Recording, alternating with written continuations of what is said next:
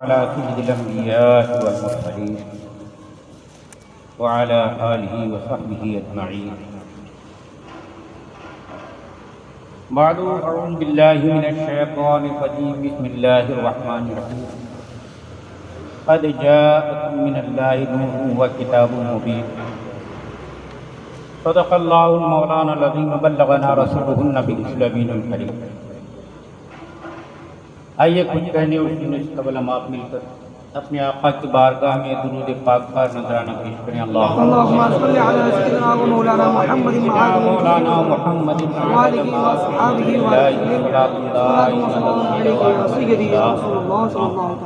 وسلم.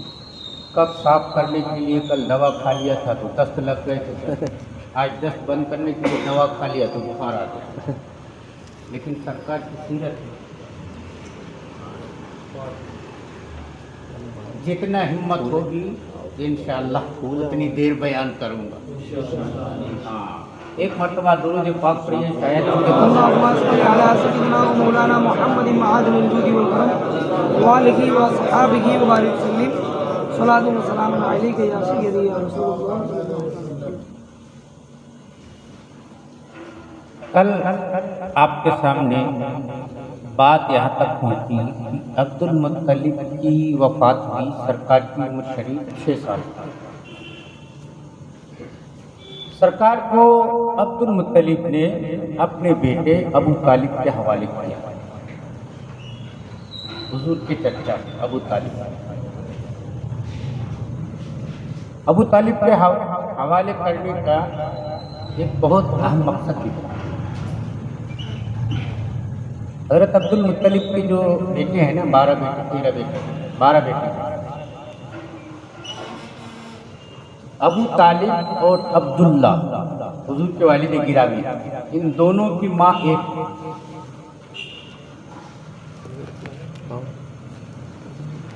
اس وجہ سے ابو طالب اور چچاؤں کی بنسبت حضور کے زیادہ قریب ہے.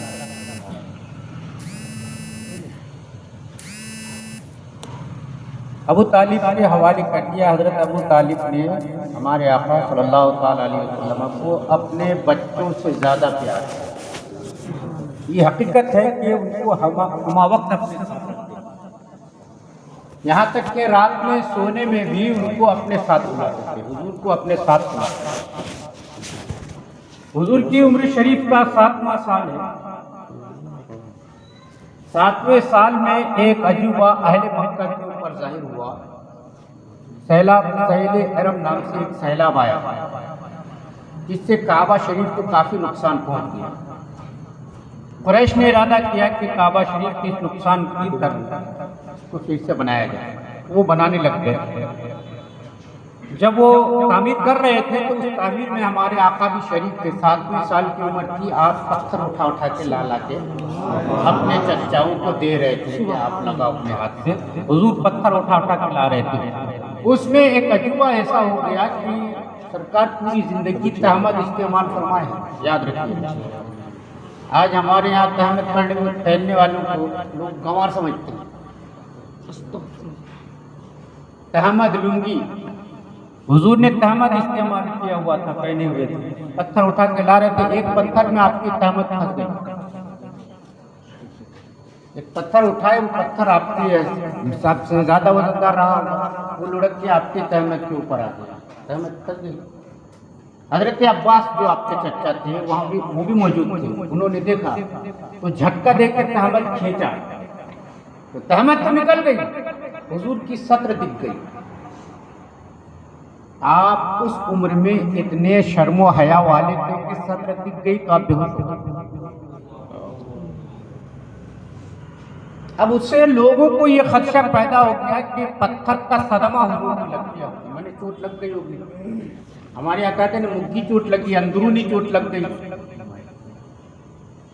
اب حضور کو دیکھ کر کے آپ کے خاندان والے سارے جمع ہو گئے کہ یہ تم نے کیا کر دیا. مرحوم عبداللہ کی ایک ہی نشانی تھی اور ان کے ساتھ یہ ہو گیا. میں نے ان لوگوں کو یہ خطرہ گزرا کہ شاید معاذ اللہ آپ شہادت پا گئے. بے ہوش ہو گئے تھے نا. क्या कुछ खास है? आवाज नहीं आ रही, पीछे आवाज नहीं आ रही। इतना बिना माइक के चली जाएगी आवाज। दुरूद पाक पढ़िए मौलाना मोहम्मद अदद माकी सल्लल्लाहु अलैहि वसल्लम। नीचे बैठिए। तहमद शरीफ को निकाला, आपके ऊपर सहमत उड़ा दिए। थोड़ी देर जब तक कि ये लोग समझ पाते क्या हुआ नहीं हुआ, आपको होश आया और हजरत के अब्बास घबराते हुए पूछे, मेरे भतीजे तुम्हारे साथ क्या हुआ? तो आपने सबसे पहले अपने सत्र की तरफ नजर की और फरमाया कि आपने सब लोगों के बीच में मेरा सत्र खोल दिया था, मैं शर्म से बेहोश हो गया, शर्मिंदगी की वजह से। आप अंदाजा फरमाइए, हम उस नबी के उम्मती हैं जिनकी उम्र के 7वें साल में इतनी शर्म व हया थी कि सत्र खुल गई तो आप बेहोश हो गए। और हम लोग तो माशाअल्लाह है ना, कहते हैं उन्हीं के उम्मती हैं, बेहयाई में भी हम कम नहीं है किसी से। सत्र खोले घूमते रहते हैं, है ना। अल्लाह पनाह में रखे। खाने काबा की तामीर मुकम्मल हुई। आज अबू तालिब के घर क़याम पजीर रहे। अबू तालिब आपकी परवरिश अपने हिसाब से करते रहे। उम्र शरीफ का 8वां साल आया। हमारे आका सल्लल्लाहु अलैहि वसल्लम की उम्र शरीफ का 8वां साल आया। आपने उसी वक्त अपने चचा से दरखास्त कर दी कि अब आप मेरी किफालत नहीं करेंगे। अबू तालिब ने कहा, ये कैसे हो सकता है? मेरे बाप ने तुमको मेरी अमानत में सौंपा है, मैं ये कैसे कर सकता हूँ? तो हुजूर ने फरमाया कि मैं अपने लिए कोई काम चुनता हूँ जो मैं कर सकूँ। आज हमारा जवान 18 साल का हो जाता है, बाप की कमाई खाते हुए शर्माता नहीं है। तो हमारे रसूल 8 साल के हैं, अपने चचा से कह रहे मुझे कोई काम दे दो। बात समझ में आ रही है? सीरत पढ़ी, सीरत सुनने का ये फायदा होगा इंशाअल्लाह। मन बनाओ कि हमको हलाल रोजी कमाना है, माँ बाप के ऊपर बोझ नहीं बनना है ना। हमारे आका 8 साल के हुए, चचा से कहने लगे मेरे लिए कोई काम दे दो। उन्होंने कहा तुम्हारे लिए क्या काम हो सकता है? आतिका है। आतिका जानते कौन है? आतिका बिनते अब्दुल मुत्तलिब, हुजूर की फूफी। वो कम उम्री में बेवा हो गई। और अरब शरीफ में बेवा लोगों का क्या हाल था आप जानते हैं? वो लोगों की बकरियां चरा कर गुजारा करते हैं। अबू तालिब ने कहा कि अभी नहीं, तुमको अभी बकरियां चराना नहीं आया। ये कैसे मुमकिन है कि मैं तुमको भेड़ियों के जंगलों में बकरियां चराने के लिए भेज दूं? मगर सरकार ने जिद किया, इजाजत दे दी कि तुम जा सकते हो, मगर आतिका के साथ जाना, बस उन्हीं की बकरियों की देखभाल करना। और वो दूसरों की बकरियां चराती थी, उजरत मिलती थी उसके हिसाब से। तो सरकार जाने लगे, और जाने लगे तो जो बकरियां इधर उधर भागती थी ना, पहले हजरत आतिका को तकलीफ होती थी बकरियों को जमा करने, बुलाने और उनको सहलाने, ले जाने लाने में। सरकार जब जाने लग गए तो बकरियों को कुछ करना ही नहीं पड़ता, सरकार जिधर इशारा फरमाते सारी बकरियां उधर पहुंच। सुभान अल्लाह।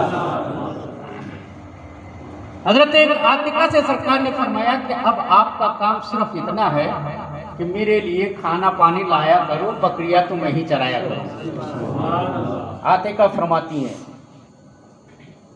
मैं जब सरकार को दिन में कभी रोटी और कभी छुआरे देने के लिए जाती तो बड़ा अजीब मंजर दिखने को मिलता। तेज धूप होती, मेरा दिल घबरा रहा होता कि प्यारे मोहम्मद इस तेज धूप में पता नहीं किस तकलीफ में होंगे।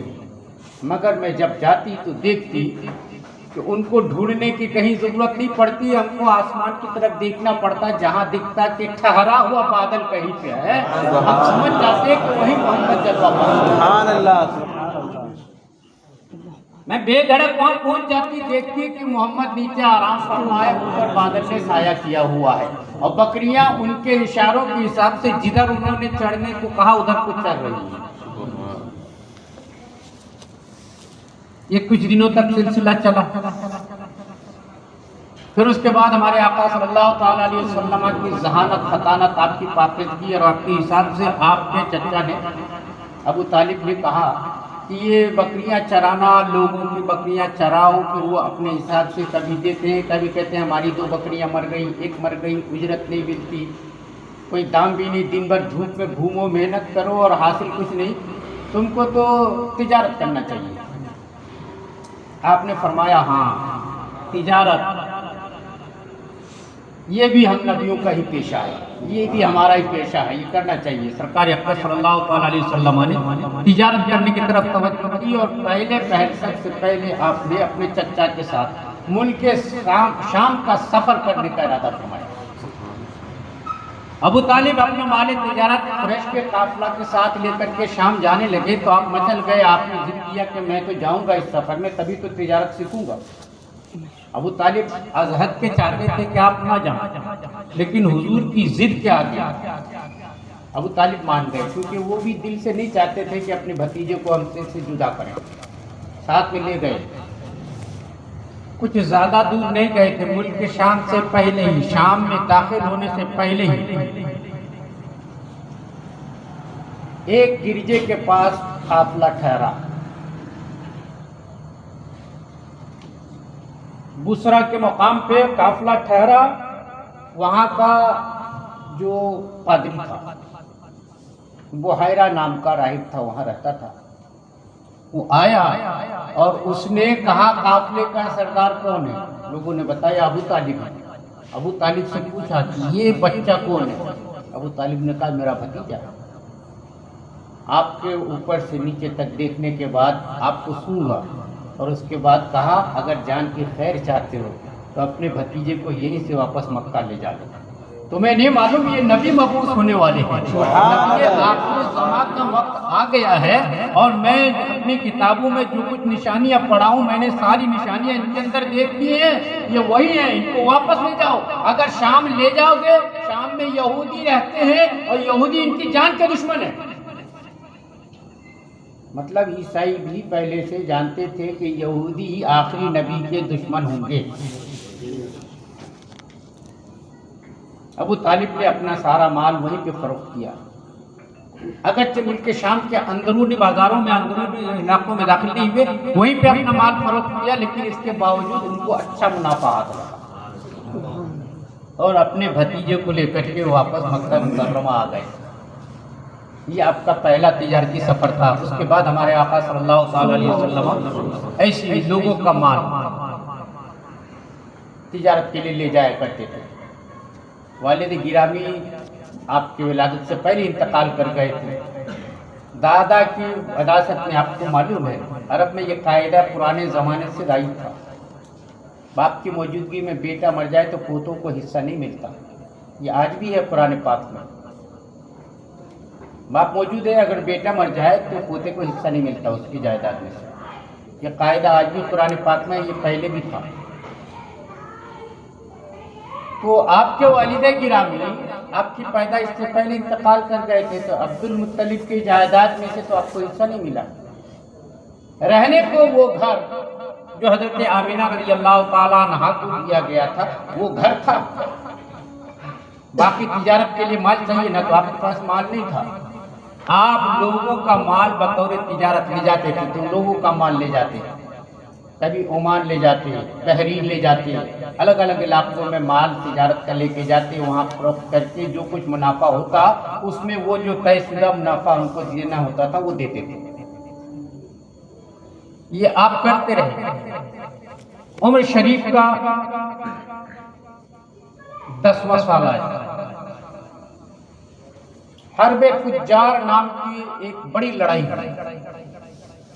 یہ پہلی لڑائی تھی، 10واں 11واں سال کے بیچ کا زمانہ ہے۔ ہمارے آقا اس پہلی لڑائی میں شامل ہوئے۔ وہ لڑائی تھی قریش کی قبیلہ بنو حوازن سے ٹکر ہو گئی۔ اس کا پس منظر یہ ہے، اوقاز نام کا ایک بہت بڑا میلہ لگتا تھا عرب میں، اور اس میلے میں ہر قوم و قبیلہ اپنے اپنے طور پر شرکت کرتا تھا۔ اس میں گھوڑ سواری کے مقابلے ہوتے تھے، پہلوانوں کی کشتی ہوتی تھی، شاعروں کے کلام پیش ہوتے تھے۔ اس معاملے میں، اس میں میلے میں سب سے زیادہ جس کا شاعر فصیح ہوتا تھا اس کو تمام قبیلوں کا سردار اور بڑا انعام مانا جاتا تھا، بڑا انعام دیا جاتا تھا اور سردار تسلیم کیا جاتا تھا۔ اس مرتبہ سرکار بھی اس میلے میں تشریف لے گئے تھے اور قبیلہ حوازن اور قریش کے درمیان میں اختلاف ہو گیا۔ اول تو بڑے بزرگوں نے مل جل کر کے معاملے کو رفع دفع کر دیا، لیکن چونکہ ہر قبیلے میں ہر قوم میں کچھ شر پسند عناصر ہوتے ہیں، معاملہ شانت ہو جانے کے بعد پھر کسی نے کسی کے اوپر تیر مار دیا کہ لڑائی بھڑک اٹھی۔ یہ لڑائی بھڑکی تو ایک دو دن میں ختم نہیں ہوئی، یہ کئی مہینوں تک چلی۔ وہ لڑائی 4 بڑی لڑائیوں کا پیش خیمہ ہوا۔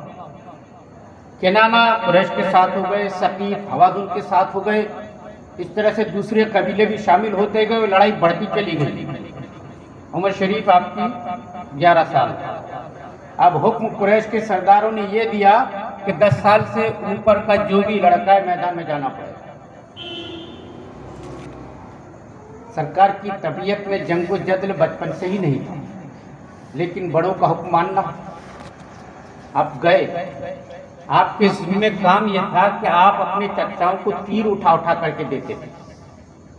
آپ کے چچا لوگ تیر چلاتے تھے اور آپ تیر اٹھا کر کے دیتے تھے۔ یہ پہلی لڑائی تھی جس میں ہمارے آقا صلی اللہ تعالی علیہ وسلم تشریف لے گئے، اور جب دن بھر تیر اٹھا کے دیتے رہے، آپ کے زبان اقدس سے نکلا، یا اللہ کبھی ان جاہلیت کی لڑائیوں کا خاتمہ بھی ہوگا۔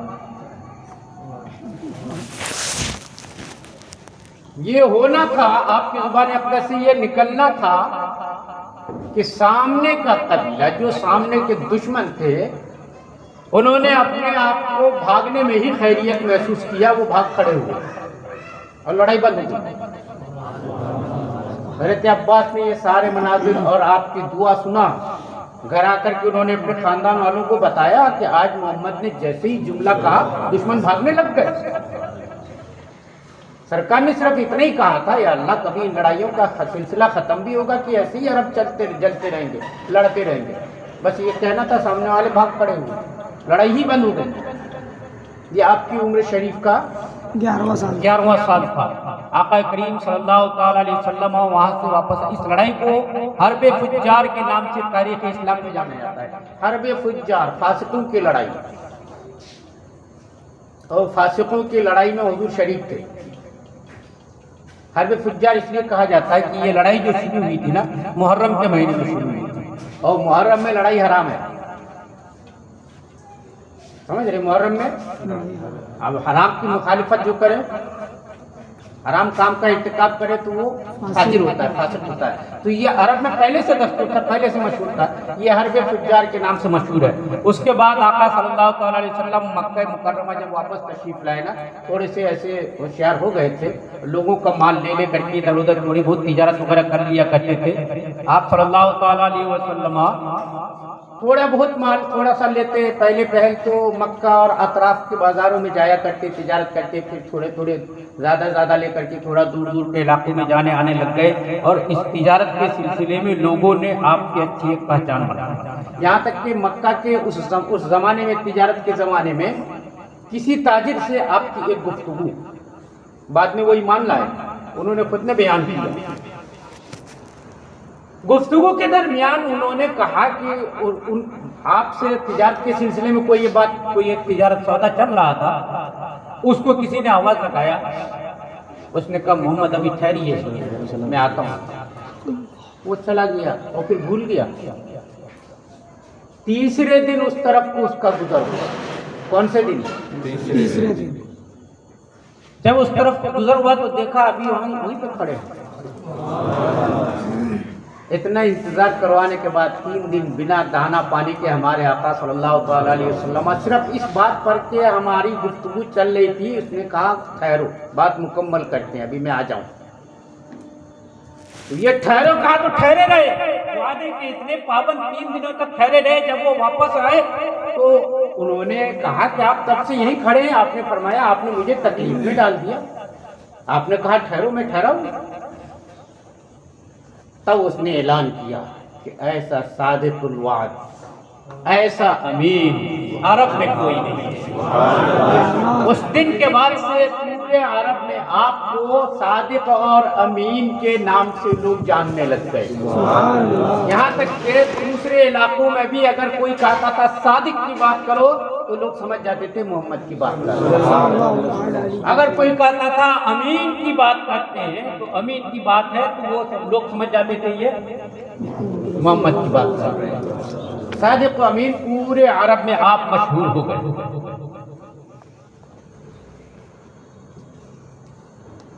تجارتی قافلہ، اس کے بعد پھر 12واں سال آپ کی عمر شریف کا آیا۔ 12ویں سال حضرت ابو طالب کے ساتھ آپ گئے تجارت کرنے کے لیے۔ 15ویں سال آپ نے اپنا ایک سفر تجارت اختیار فرمایا یمن کا۔ یمن کی تجارت میں وہاں کے بھی کچھ راہبوں نے آپ کو پہچانا، اشارے دیے مگر کھل کے بات سمجھ میں نہیں آئی، کیونکہ وہ آپ سے تقاضا کرنے لگے تھے کہ اپنی قمیص مبارک اتاریں، کیونکہ وہ مہر نبوت دیکھنا چاہتے تھے۔ اور ہمارے آقا آپ کو میں ابھی بتا چکا کہ اتنے شرم و حیا والے تھے کہ سطر کھل گئی تو آپ بے ہوش ہو گئے، آپ نے انکار کر دیا اپنی قمیص مبارک اتارنے سے۔ بہرحال وہاں جلدی سے مال فروخت کیا اور آ گئے۔ آپ کی تجارت کا معاملہ چلتا رہا۔ جب آپ کو چاروں طرف سے تجارت صادق امین مشہور ہو گئے تو اب تو بڑے بڑے تاجر چاہنے لگے، بڑے بڑے دولت مند چاہنے لگے کہ میرے مال کے ساتھ محمد تجارت کرے، کیونکہ اسے جیسا ایماندار صادق امین امانت دار تاجر نہیں مل سکتا۔ یہ خبر ہوتے ہوتے حضرت خدیجہ بنت خویلد بنو اسد کی ایک خاتون، اس سے پہلے آپ کی 2 شادیاں ہو چکی تھیں، آپ بیوہ تھی مگر آپ کے پاس مال بہت تھا، آپ اپنا مال دوسروں کے ہاتھ سے تجارت کے لیے بھیجا کرتے، جو کچھ منافع ہوتا تھا اس میں حصہ ہو جاتا تھا۔ انہوں نے پیغام آپ کے پاس بھیجا، جب آپ کے پاس ان کا پیغام آیا تو آپ نے اپنے چچا ابو طالب سے مشورہ کرنا ضروری سمجھا۔ حضور نے مشورہ کرنے کے لیے ابو طالب کے پاس حاضر لے گئے۔ ابو طالب نے کہا کہ خدیجہ نے پیغام پہنچایا ہے کہ میں اس کا مال لے کے ملک شام کی تجارت پہ جاؤں، آپ کا کیا خیال ہے؟ ابو طالب نے کہا بہت عمدہ بات ہے، وہ بھی ایماندار خاتون ہے اور کسی کے ساتھ دغا نہیں کرتی، جو وعدہ ہوتا ہے وہ پورا دیتی ہے، وہ وفیہ کا مطلب وعدہ وفا کرنے والی ہے۔ یہ تعریف جب ابو طالب نے کی تو سرکار رضامند ہو گئے اور حضرت خدیجہ کا مال لے کر کے ملک شام کی تجارت پہ گئے۔ جب پہلا سفر ملک شام کا، یہ دوسرا والا سفر ہے ملک شام کا، جب آپ جانے لگے نا تو قافلے کے ساتھ بہت سارے لوگ تھے، قافلے میں بہت سارا مال بھی تھا اس مرتبہ، لیکن اس مرتبہ جب گئے تو شام کے دروازے پہ ایک گرجے کے پاس، کلیسے کے پاس قافلے نے پڑاؤ کیا۔ اس سفر میں حضرت خدیجہ کا غلام میسرہ اور خدیجہ کا چچا زاد بھائی خزیمہ یہ بھی آپ کے ساتھ تھا۔ اب وہاں کا راہب نے جب دیکھا قافلے کو نا، قافلہ آتا رکا، راہب لوگ عام طور پر چونکہ وہ بازار نہیں جاتے تھے، قافلے وغیرہ گزرتے تھے، جو ضرورت کی چیزیں ہوتی تھی انہی سے لے لیا کرتے تھے، وہ لوگوں کے بھیڑ بھاڑ میں نہیں جاتے، تنہائی میں رہنا پسند کرتے تھے۔ تو قافلہ آیا ہے، کچھ نہ کچھ مل جائے گا، اس کی نظر پڑی سرکار کی، تو وہ جلدی سے اندر کو گیا، اپنے صندوق کھولے، اندر سے کچھ چیزیں نکالی جو چمڑوں میں، پتوں پہ، پتھروں پہ لکھی ہوئی تحریریں تھیں، ان سب کو اٹھا کے لے کے آیا اور ایک ایک چیز پڑھتا اور پھر سرکار کو غور سے دیکھتا، کسی سے کچھ نہیں کہتا، بس اپنی تحریریں پڑھتا اور سرکار کی زیارت کرتا، ایک ایک چیز نشانی ملا رہا تھا جو ان کی کتابوں میں یا تحریروں میں لکھا ہوا تھا آخری نبی کے لیے، وہ حضور کو دیکھ کے اول پہچان تو گیا تھا لیکن باقی کی نشانیاں ملاتا رہتا تھا۔ اب یہ حالت جب دیکھا خزیمہ بن حکیم نے نا تو ان کو خطرہ گزرا کہ کہیں محمد کے اوپر کچھ کر تو نہیں رہا ہے، جادو ٹونا سفری تو نہیں مار رہا ہے، ایسا نہ ہو ہمارے پورے مال کے لیے یہ امین ہے اور ان کے اوپر وہ کچھ کر ڈالے. انہوں نے نعرہ لگا دیا یا آل غالب. آل غالب جب پورے قریش کو بلانا ہوتا تھا تو عرب کے لوگ آل غالب نام سے خطاب کرتے تھے. اس نے آواز لگائی یا آل غالب. پورے قریش کے لوگ جمع ہو گئے. بات کیا ہو گئی؟ بولے یہ راہب کیا کر رہا ہے؟ دیکھو تو صحیح، یہ محمد کو پڑھ رہا ہے اوپر سے نیچے تک، اپنی کچھ چیزیں دیکھ رہا ہے، پھر ان کو دیکھ رہا ہے. مجھے تو خطرہ لگا. جب سب پورے دوڑے نا تو راہب بھاگ گیا بیچارہ جان چھڑا کے. وہ اندر گھسا، اپنے گرجے کا دروازہ بند کر لیا، چھت کے اوپر چڑھ کے لوگوں سے آواز لگا کے کہا لوگوں تم جو سوچ رہے ہو ویسا نہیں ہے. میں نے اپنی کتابوں میں آخری نبی کی جو علامتیں دیکھی ہیں وہ اس بندے میں مل رہی ہیں. آخری نبی کے آنے کا وقت آ گیا ہے. ایک نشانی دیکھنا باقی رہ گئی تھی جو میں اپنی کتابوں میں دیکھ کے ان میں تلاش کر رہا تھا. کیا ان کے جسم کے اوپر کہیں مہر نبوت بھی لگی ہے کہ نہیں؟ اب اس وقت یہ لوگ خاص طور سے مکے والے نبوت سے واقف تھے نہیں، تو کیا سمجھتے کیا نبوت کیا مہر نبوت وہ سمجھ نہ سکے.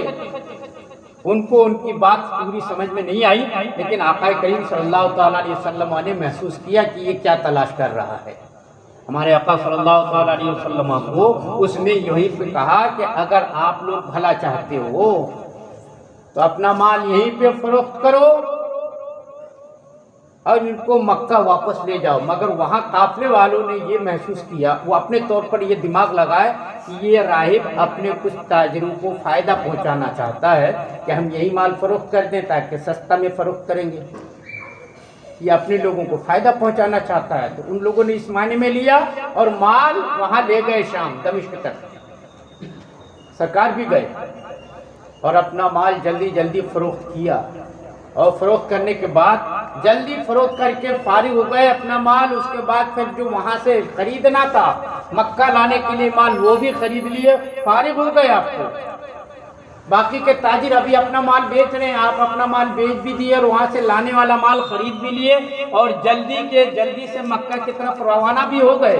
جب یہاں پہنچے میسرہ نے جا کر کے حضور کے بارے میں جو کچھ دیکھا تھا راستے میں، آپ کے اوپر بادل سایہ کرتا ہے، آپ انتہائی نرم انداز میں گفتگو فرماتے ہیں، آپ کی بات میں کبھی جھوٹ شامل نہیں رہتی، مال تجارت کے ساتھ آپ انتہائی فراخ دل ہیں، آپ وسعت کے ساتھ خرچ بھی کرتے ہیں. اس کے بعد بھی ہماری تجارت میں سب سے زیادہ منافع اب کی مرتبہ ہوا. یہ سب ساری باتیں حضرت خدیجہ کبریٰ رضی اللہ تعالیٰ عنہا کو جا کر کے میسرہ نے بتایا. حضرت خدیجہ نے حضرت نفیسہ کے معرفت پیغام پہنچایا. ایک روایت یہ ہے. ایک روایت میں حضرت عاتقہ بنت عبد المطلب یعنی حضور کی پھوپھی کے ذریعے پیغام پہنچایا اپنے نکاح کا. اب حضرت خدیجہ وہ خاتون تھی جن کے پاس دولت و ثروت جاہ و حشمت دنیاوی طور پر سب کچھ تھا. آپ خوبصورت بھی تھی، آپ کے پاس مال دنیا بھی تھا. عرب کے مکے کے زیادہ تر لوگ آپ سے نکاح کے آرزو مند تھے، مگر آپ نے کسی کی طرف توجہ نہیں کی تھی. لیکن حضور کے جب یہ اوصاف و خصال اپنے غلام میسرہ کے ذریعے ان کو معلوم ہوا نا تو حضور کے اوپر دیوانی ہو گئی کہ اب تو مجھے آپ سے نکاح کرنا ہے. پیغام پہنچایا ہے نا. یہ جو پیغام پہنچاتے ہیں نا یہ عورت کی طرف سے بھی ہو سکتا ہے، مرد کی طرف سے بھی ہو سکتا ہے. اسی پیغام پہنچانے کو منگنی کہتے ہیں. اسی کا نام خطبہ آیا. یہ جو ہمارے یہاں 1.5 کروڑ کے بارات لگاتے ہیں نا یہ منگنی نہیں ہے، یہ تو لوگوں کو ٹھگنی ہے. یہی ہے منگنی. حضرت نفیسہ ان کے ذریعے پیغام پہنچایا. نفیسہ حضرت خدیجہ کی چچا زاد بہن تھی اور عاتقہ یہ کون تھی؟ حضور کی پھوپھی. اب حضور کی پھوپھی کے ہاتھ سے پیغام پہنچایا. آپ اندازہ لگا کون گیا ان کے گھر سے؟ حضرت خدیجہ کے گھر سے کوئی گیا نہیں گیا نا. پیغام ہی تو دینا ہے. اگر ادھر سے منظوری مل جائے گی پھر نہ نکاح کی بات چلے گی. یہ جو پیغام دیا جاتا ہے اسی کو خطبہ کہا جاتا ہے. قرآن پاک میں اسی کو خطبہ کہا، حدیث میں اسی کو خطبہ کہا. اسی کو کہا گیا ہے ہمارے حدیث پاک میں ہمارے آقا نے فرمایا لا یخطب اخوکم علی خطبۃ اخی، تم میں سے کوئی بھی اپنے بھائی کے پیغام پر پیغام مت بھیجے. یعنی اگر کسی کے لڑکی کے لیے آپ نے پیغام دیا ہوا ہے تو کسی دوسرے مسلمان کو یہ حق نہیں ہے کہ وہیں پہ پیغام بھیجے جب تک کہ وہ جواب نہ دے دے، ہاں کہے یا نہ کہے۔ ہاں کہہ دے تو بات ختم ہو گئی، اگر نہ کہہ دیتے ہیں تو پھر آپ پیغام بھیج سکتے ہو۔ یہ ہے خطبہ، اس پر کہا گیا ہے لا یخطب احدکم علی خطبۃ اخیہ، تم میں سے کوئی بھی اپنے بھائی کے پیغام پر پیغام نہ بھیجے، یہ اس تعلق سے کہا گیا ہے۔ بھائی لوگ کہاں کہاں لپٹا دیتے ہیں، ڈبل ڈبل بارات کر لیتے ہیں۔ اسلام میں تو لڑکی والوں کے یہاں کھانے کا کوئی سسٹم ہی نہیں ہے، کھانا تو لڑکے والوں کا ہونا چاہیے۔ بھاگ رہے ہیں ہم اسلام سے اور نام اس کو بھی اسلام کا دے رہے ہیں۔ النکاح من سنت، کیا بولتے ہیں؟ یہ اسلام میں ہے کیا؟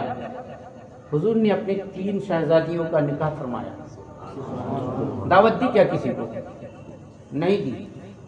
ہم حضور سے زیادہ سخی ہو گئے ہیں، زیادہ مہمان نواز ہیں ہم، کیا سمجھتے ہیں؟ کون ہے ہم؟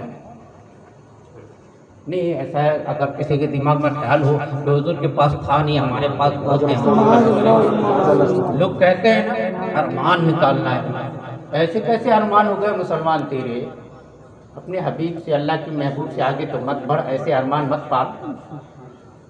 حضرت خدیجہ نے پیغام نکاح پہنچایا، سرکار نے فرمایا میرے باپ نہیں ہیں لیکن میرے باپ جیسے چچا لوگ ہیں، میں ان سے مشورہ کر کے کل جواب دوں گا۔ ابو طالب کو آپ نے بتایا، ابو طالب نے کہا بہت اچھی بات ہے۔ پھر ابو طالب نے ان کے خوبیاں بھی بیان فرمائی۔ عام طور پر عرب میں بیوہ عورتوں کو اس لیے منحوس خیال کیا جاتا تھا کہ جس کا شوہر مر جائے وہ عام طور پر اس کے عادات و اطوار خراب ہو جاتے ہیں، مگر حضرت خدیجہ اس پر بھی پاک دامن تھی، کوئی ان کو دیکھ نہیں سکتا تھا، وہ باحیا رہتی تھی۔ کیسے ہو سکتا تھا محمد رسول اللہ کی زوجہ بننا جن کے نصیب میں لکھا ہو، فاطمہ کی ماں بننا جن کے نصیب میں لکھا ہو، وہ بالا بے پردہ کیسے ہو سکتے؟ اللہ تبارک و تعالیٰ نے ان کو ایسے محفوظ رکھا تھا۔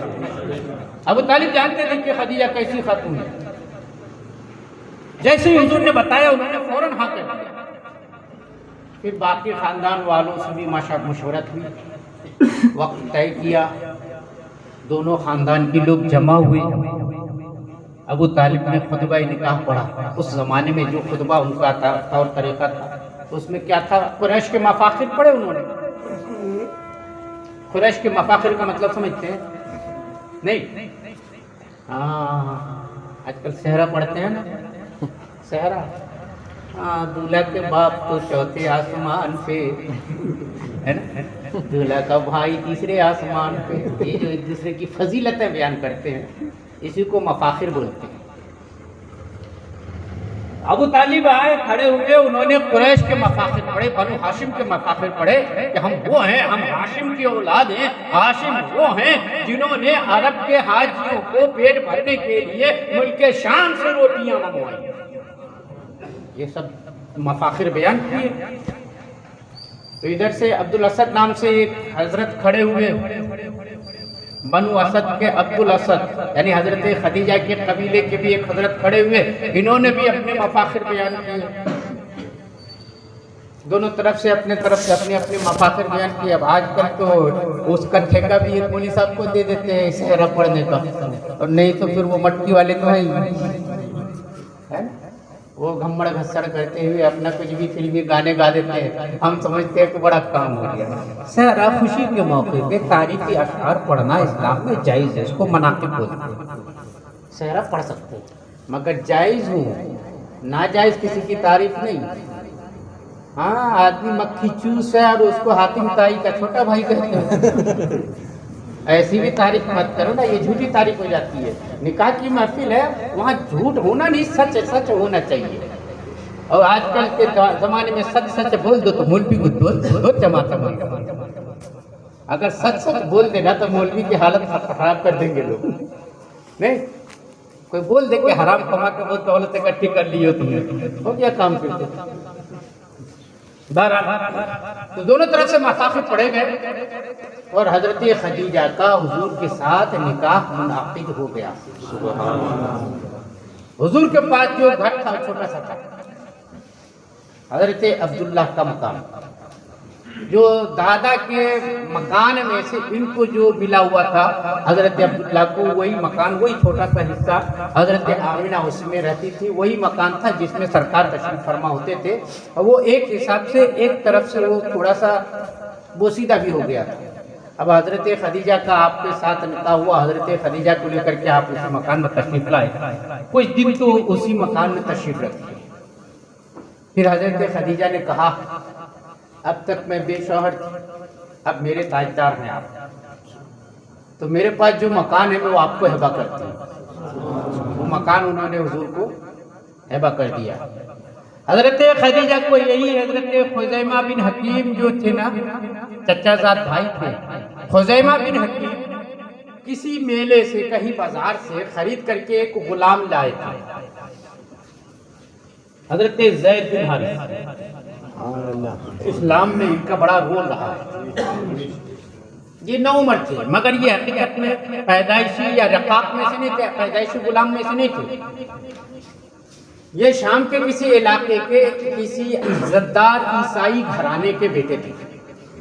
لڑائیوں میں عام طور پر دشمنوں کے بچوں، بیوی بچوں، اولادوں پر قبضہ کر لیتے، تو اس طرح سے قبضہ کر لیا گیا تھا ان کے اوپر، ان کو بیچ دیا گیا تھا۔ وہ بکتے خریدتے ہو کر کے خزیمہ بن حکیم کے ہاتھ لگے، وہ لے کر کے آئے اور اس غلام کو، حضرت زید کو حضرت خدیجہ کے حوالے کر دیا، ان کو نظر کر دیا، ہدیہ، مطلب یہ میری طرف سے تحفہ ہے۔ یہ شادی کے طور پر انہوں نے شادی کی خوشی میں کہ یہ غلام آپ کے تحفہ۔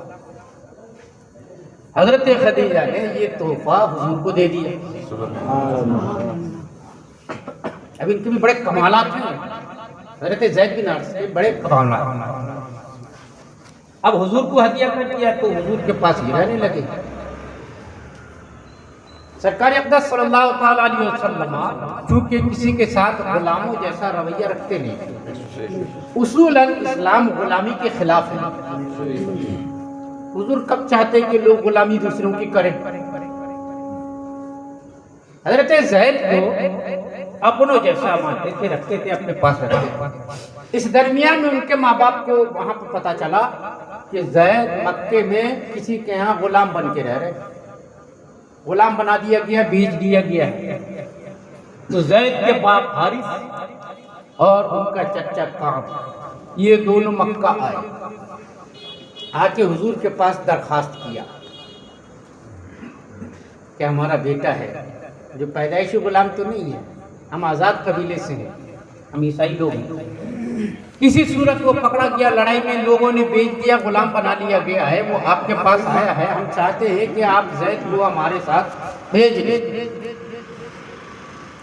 جیسی سرکار نے سنا نا، پہلی مرتبہ میں رضامندی دے دی، ٹھیک ہے زید جانا چاہتے ہیں تو لے جاؤ، میں تو اصولاً غلامی کے خلاف ہوں، آپ اگر لے جانا چاہتے ہو، زید جانا چاہتے ہیں تو لے جاؤ۔ زید کو بلایا گیا، جب زید کو بلائے نا، حضور نے فرمایا تم ان دونوں کو پہچانتے ہو؟ زید نے کہا یہ میرا باپ حارث ہے اور یہ میرا چچا کعب ہے۔ حضور نے فرمایا یہ تم کو لینے آئے ہیں، تم جانا چاہتے ہو؟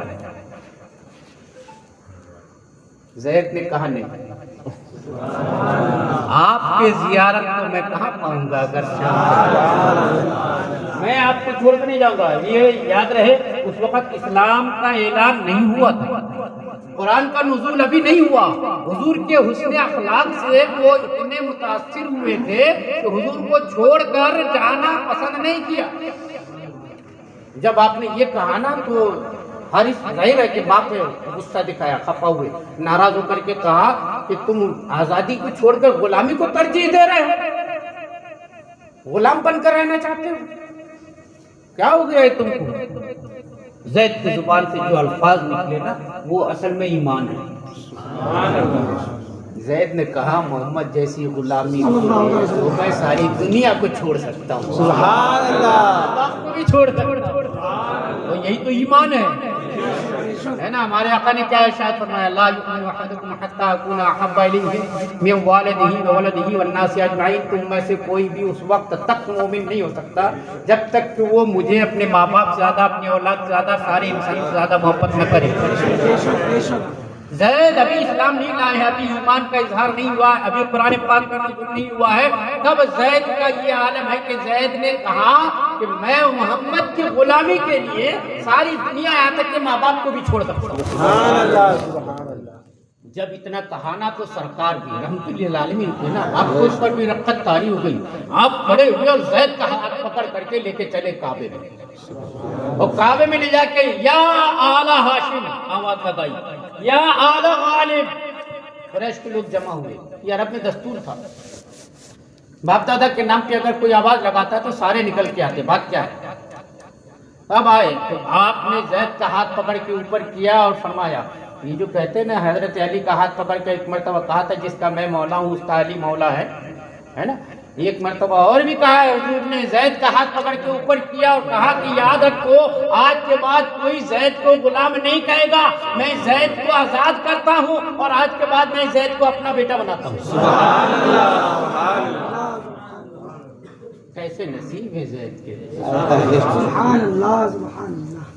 ہاں پھر یہ اور بات ہے کہ جب ہجرت ہوئی مدینہ تشریف لے گئے اور مدینے میں جانے کے بعد اللہ تبارک و تعالیٰ نے قرآن پاک میں آیت نازل فرمائی، حکم فرمایا کہ ہر ایک کو اس کے باپ کی طرف ہی منسوب کرو۔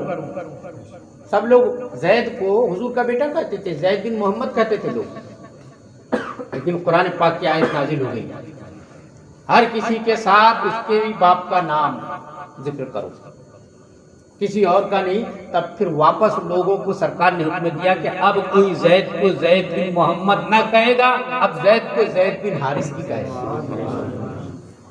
مگر یہ تو اعلان قرآن پاک کی بموجب آپ نے کر دیا، لوگ کہنے لگے، لیکن محبت میں کمی نہیں آئی، یہی زید تھے۔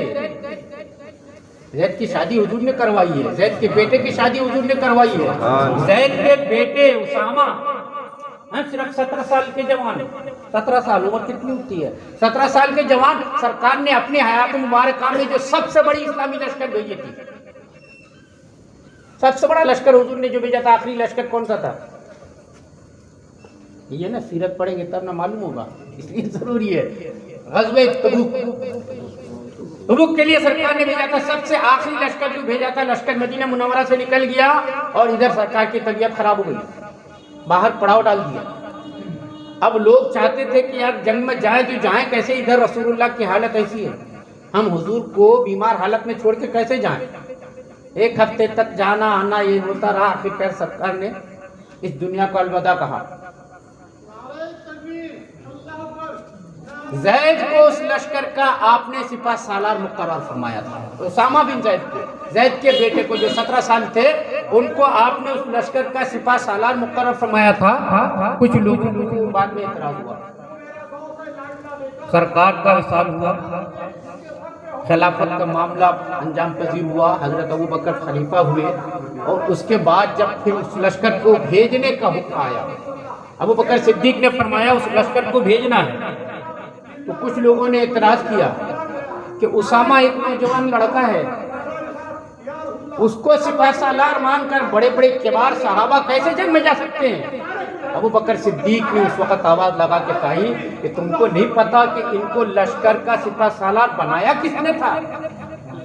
اسامہ بن زید کو لشکر کا سپاہ سالار محمد رسول اللہ نے بنایا تھا۔ ہم ان کے اوپر ایمان لا کے ایک امتی ہیں، اگر انہوں نے کہا، انہوں نے ادنا غلام کو بول دیا ہوتا کہ یہ تمہارا سپاہ سالار ہے تو میں اس کے پیچھے جانے کو تیار ہو جاتا۔ جب ابوبکر صدیق نے یہ بات کہی تو باقی کے حضرات پھر حضرت عمر اور باقی کے حضرات پیچھے چلے، تو عمر جیسے لوگ، عثمان، علی، یہ بزرگ کبار صحابہ اسامہ بن زید کی سپاہ سالاری میں لشکر میں گئے۔ آپ اندازہ لگا سکتے یہ زید ہیں، آپ ہی کیوں نہ ہو جنہوں نے اپنے رسول کے قدموں کی برکت کے لیے ماں باپ کو چھوڑ دیا، نہیں چاہیے، یہ غلامی بہتر ہے اس آزادی سے۔ سرکار اقدس صلی اللہ تعالیٰ علیہ وسلم کی زیادہ تر اولاد حضرت خدیجہ الکبریٰ رضی اللہ تعالیٰ عنہ کے وطن سے۔ نعرہ تکبیر، اللہ اکبر، نعرہ رسالت، یا رسول اللہ، آقا کی آمد مرحبا، سرکار کی آمد مرحبا، پیارے کی آمد مرحبا۔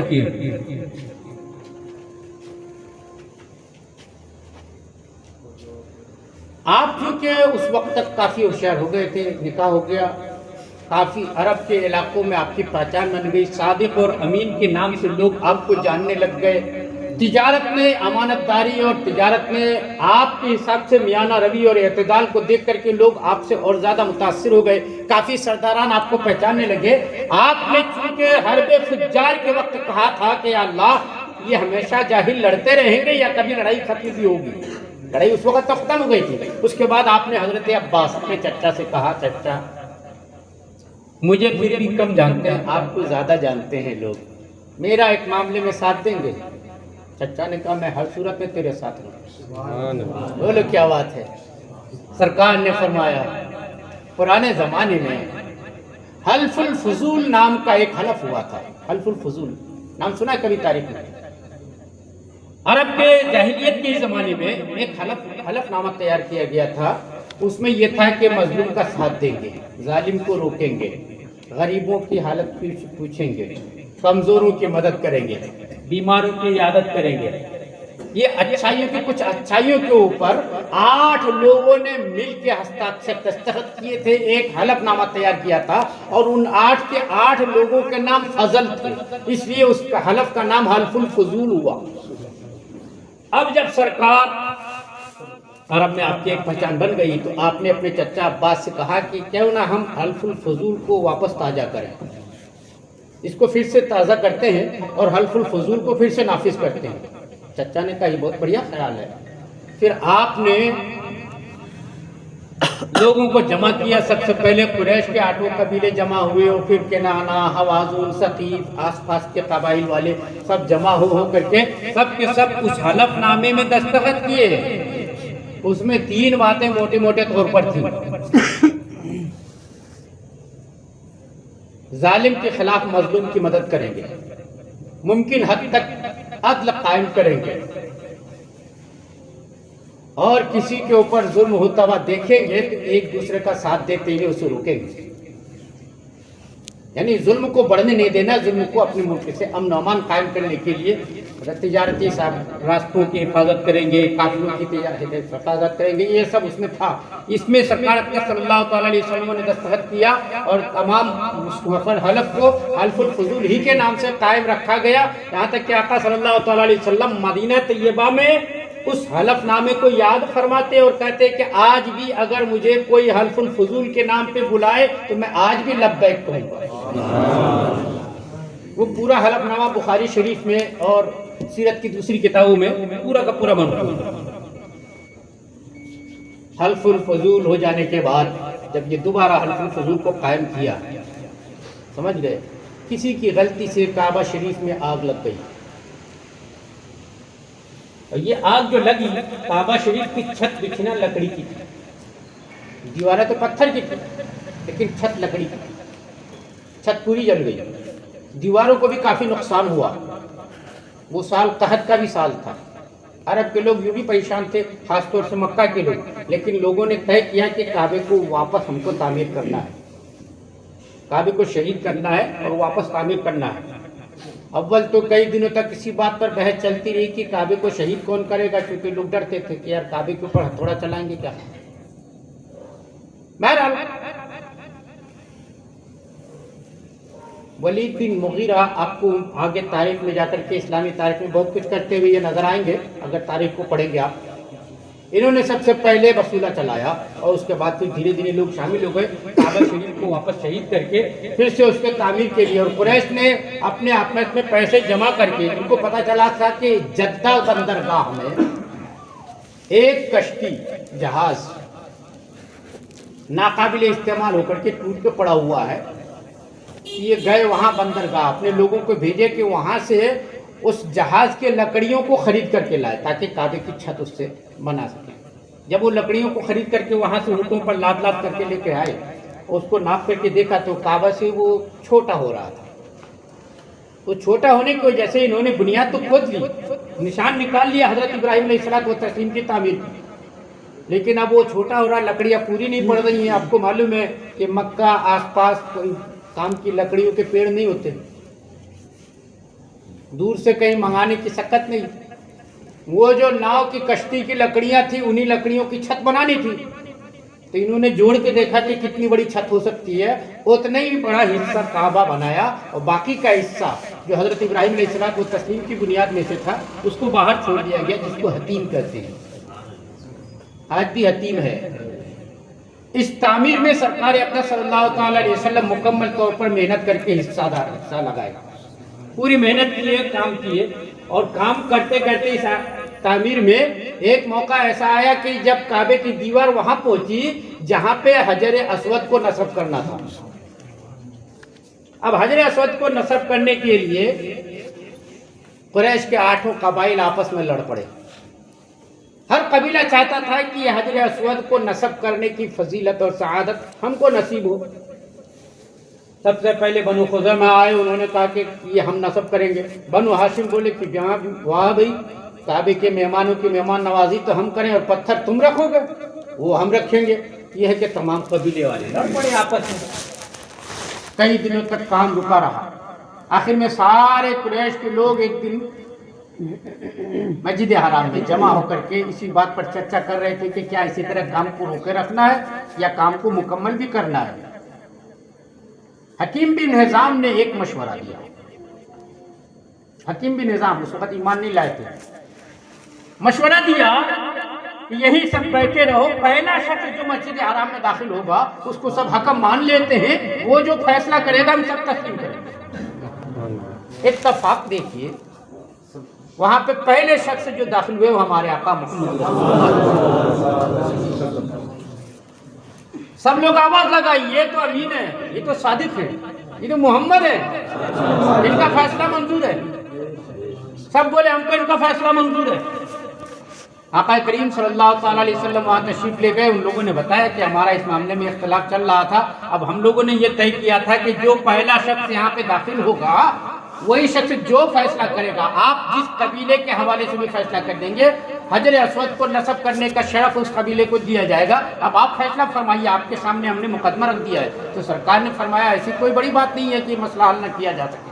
آپ نے چادر شریف بچھایا، اور چادر شریف بچھا کر کے حجر اسود کو چادر کے اوپر رکھا، اور تمام قبیلے والوں کے سرداروں سے فرمایا کہ ایک ایک کونا پکڑو۔ سب قبیلے کے سرداروں نے ایک ایک کونا، ایک ایک کنارہ پکڑا، اٹھا کر کے وہاں تک لے گئے جہاں اس کو نصب کرنا تھا۔ وہاں پہ ہمارے آقا نے اپنے ہاتھوں سے حجر اسود کو اٹھا کر کے رکھ دیا۔ جو حضرات حج کر آئے ہیں اور جو حضرات عمرہ کر آئے ہیں، ہے نا، وہ دیکھے ہوئے تو ہے نا حجر اسود کو کتنا بڑا ہے، کتنا بڑا ہے حجر اسود، وزن کتنا ہوگا اس کو معلوم ہے؟ 128 کلو وزن ہے۔ کتنا وزن ہے؟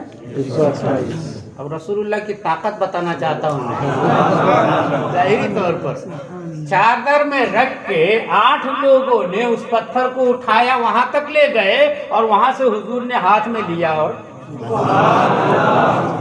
اب آپ کا اندازہ سمجھ میں آیا ہے؟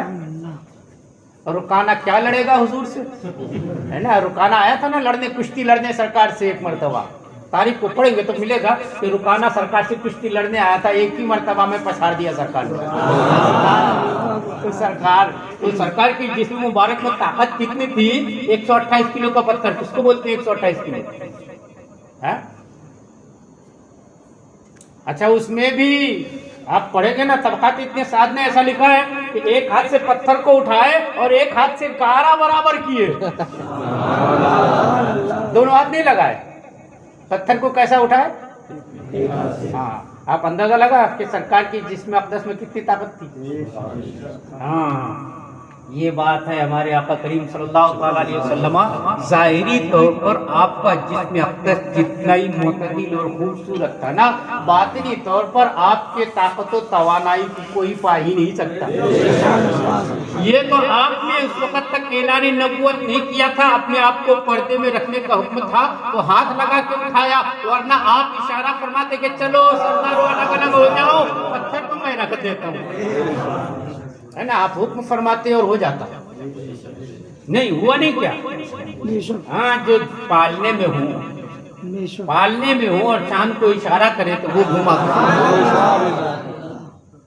آ گیا۔ یہ اس واقعہ سے ہمارے آقا صلی اللہ تعالی علیہ وسلم کی حکمت اور پورے عرب پر پھیل گئی۔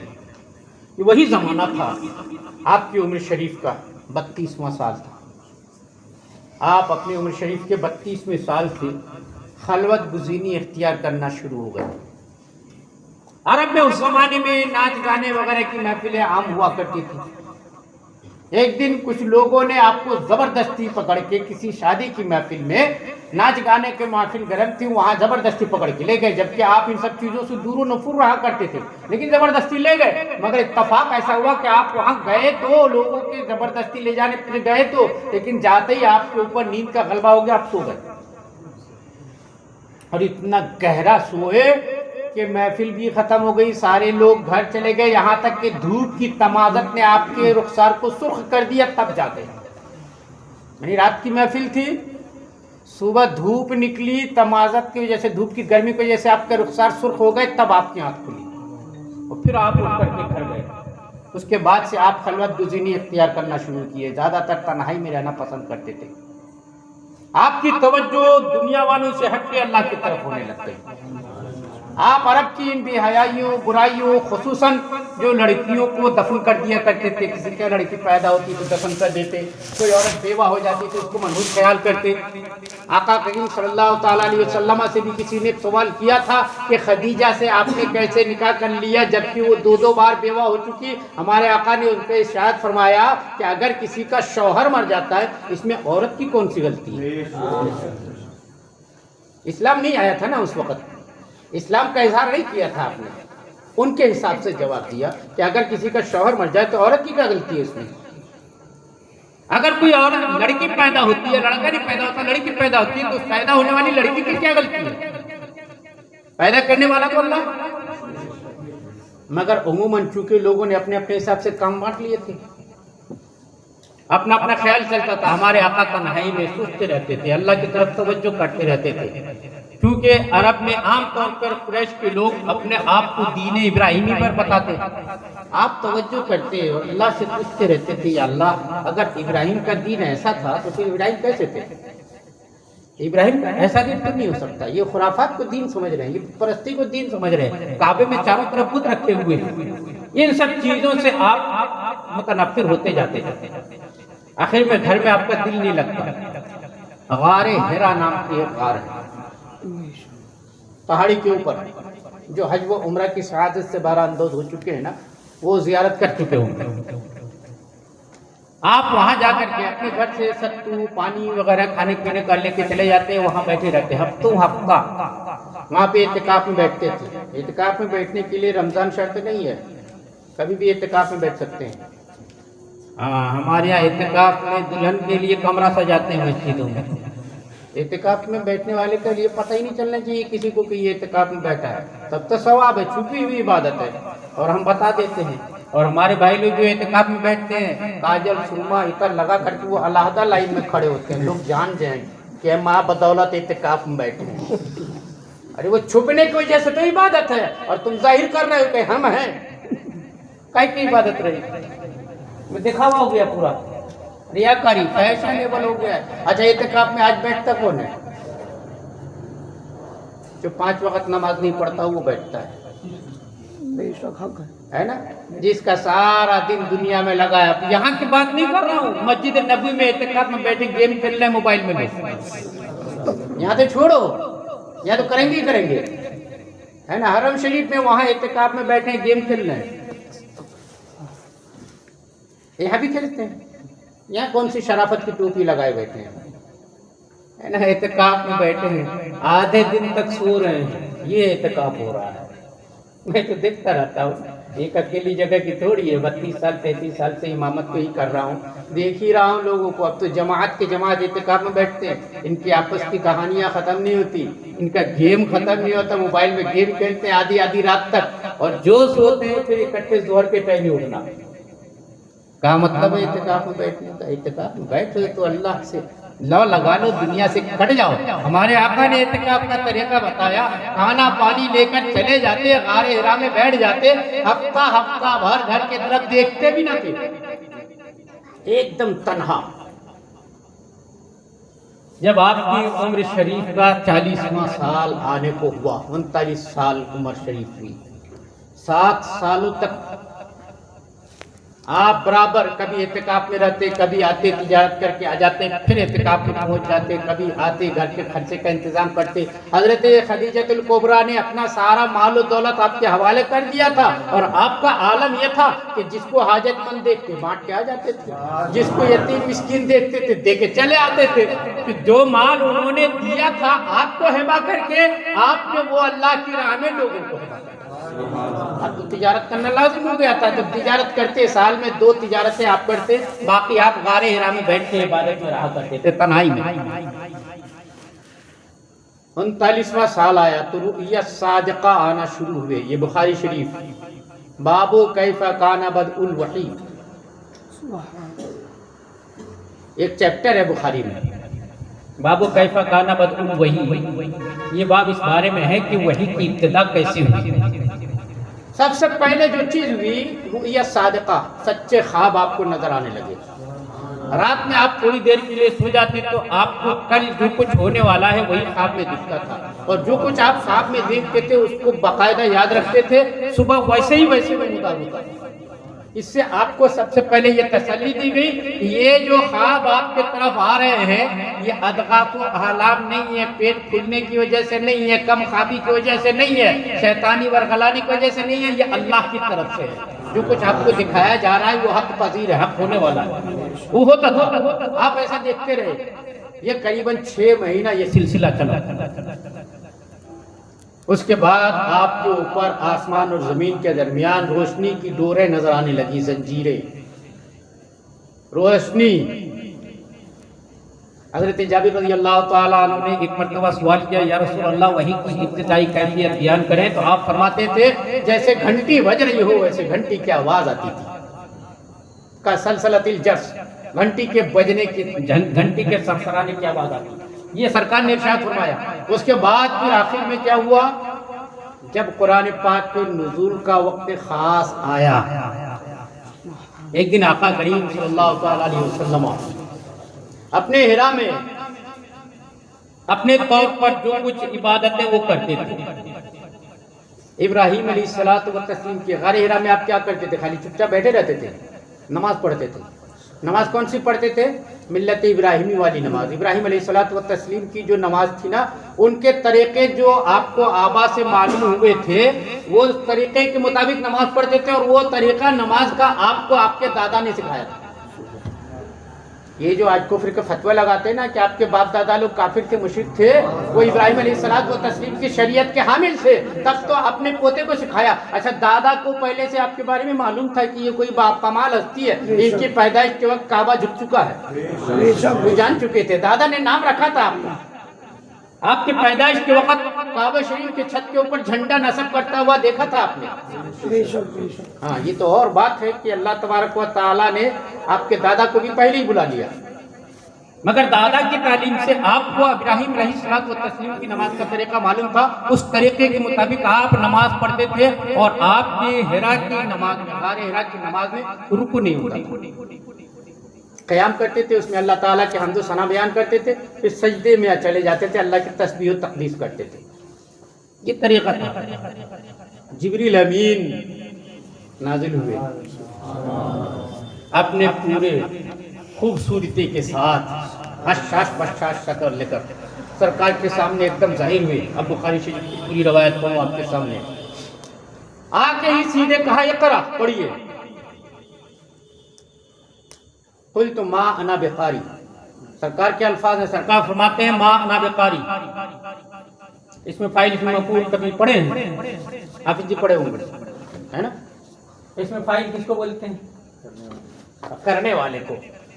یہ قاری اس میں فاعل ہے کہ مفعول ہے, اس میں فاعل ہے. ہاں, یہ بھائی لوگ آج کل دھوکہ دیتے ہوئے اس کا ترجمہ اس میں مفعول کا کرتے ہیں. یہ دھوکے باز قوم یہاں ترجمہ کرتی ہے میں پڑھا ہوا نہیں ہوں، کوئی ترجمہ کرتا ہے میں پڑھنا نہیں جانتا، جبکہ سرکار فرما رہے ما انا بقاری، میں نہیں پڑھنے والا۔ سرکار کیا فرما رہے؟ میں نہیں پڑھنے والا۔ ہاں میں نہیں پڑھنے والا۔ اور یہ کیا ترجمہ کرتے دھوکے باز؟ بولتے میں پڑھا ہوا نہیں ہوں۔ سرکار پڑھا ہوا ہوتا، اگر ایسی بات ہوتی تو جبریل اس انداز سے ہی کلام کرتے۔ جبریل تو آ کے اس انداز سے کہہ رہے ہیں کہ پڑھیے، اس کا مطلب جبریل جانتے ہیں کہ آپ پڑھے ہوئے ہیں۔ جو پڑھا ہوا نہ ہو، مثال کے طور پر آپ میں سے کوئی یہاں فارسی نہیں جانتا، اب میں فارسی کی کوئی تحریر لکھ کے دے آپ کو دوں اور بولوں کہ اس کو پڑھیے، یہ میری بھی وقوفی ہوگی نا کہ جو آدمی فارسی نہیں جانتا اس کو فارسی پڑھنے کہہ رہا ہے۔ جبریل اگر آ کے کہہ رہے ہیں پڑھیے، اس کا مطلب ہے جبریل کو معلوم ہے آپ پڑھ سکتے ہیں۔ ہاں، مگر ان شیطانوں کو نہیں معلوم، یہ شیطان حضور کے علم کی کمی بیان کرنے کے لیے، حضور کے بھوک کو نکالنے کے لیے، دشمنی نکالنے کے لیے یہ ترجمہ ہی غلط کرتے ہیں۔ ماں انا بقاری، میں پڑھا ہوا نہیں، کوئی ترجمہ کرتا ہے، کوئی کہتا ہے میں پڑھنا نہیں جانتا۔ جبریل یہ تھوڑی پوچھ رہے آپ پڑھنا جانتے ہیں کہ نہیں جانتے ہیں؟ جبریل آ کے پوچھتے کہ آپ پڑھنا جانتے ہیں، تب حضور کہتے نا میں نہیں جانتا، تب کوئی بات ہوتی۔ جبریل پوچھتے ہیں آپ پڑھے ہوئے ہیں، تب حضور کہتے نہیں پڑھا ہوا نہیں ہوں، تب بات ہوتی نا۔ جبریل تو آ کے سیدھا کرے پڑھیے، اور حضور جواب دے رہے میں نہیں پڑھتا، میں نہیں پڑھنے والا۔ اچھا یہ بات ہوئی، جبریل نے آپ کو سینے سے لگایا، کھینچا، چھوڑ دیا، اور اس کے بعد کہا، پھر کہا پڑھیے۔ سرکار نے پھر فرمایا ما انا بقاری، میں نہیں پڑھنے والا۔ جبریل نے دوبارہ سینے سے لگایا، بھینچا اور چھوڑ دیا، پھر کہا اقرا، آپ نے پھر وہی فرمایا ما انا بقاری، میں نہیں پڑھنے والا۔ اشارہ اس بات کی طرف، جبریل میرے استاد بننے کی کوشش مت کر، میں تو اس سے نہیں پڑھنے والا۔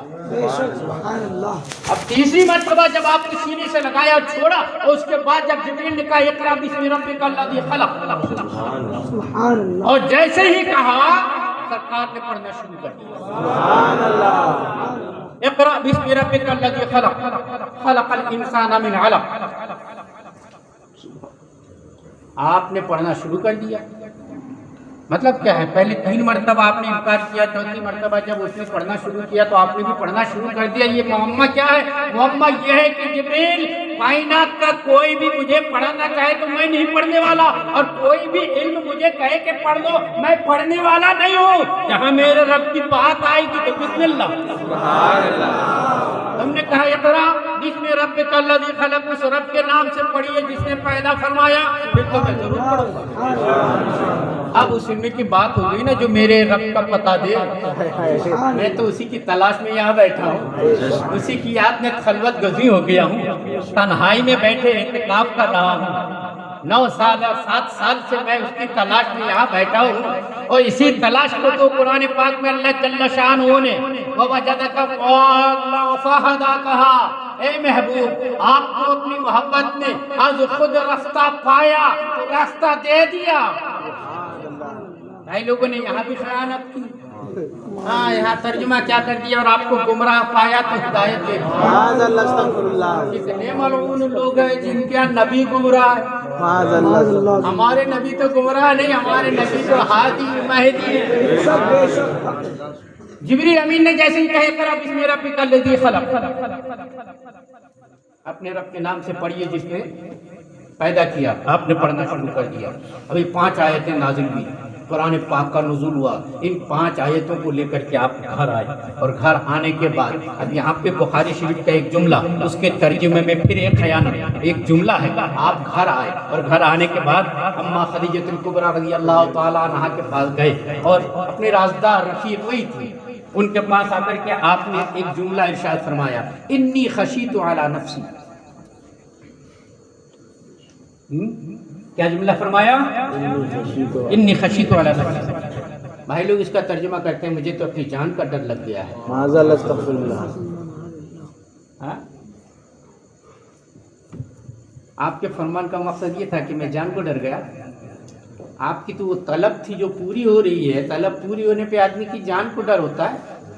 आपने हजरत खदीजतुल कुबरा से कहा कि मेरे साथ जो नफसानी ताल्लुकात अब तक तुम्हारे थे, अब मुझे लगता है मेरी मोहब्बत मुझे मिल गई है, अब तेरी तरफ तवज्जो कम हो जाएगी, मुझे इसका खतरा हो गया।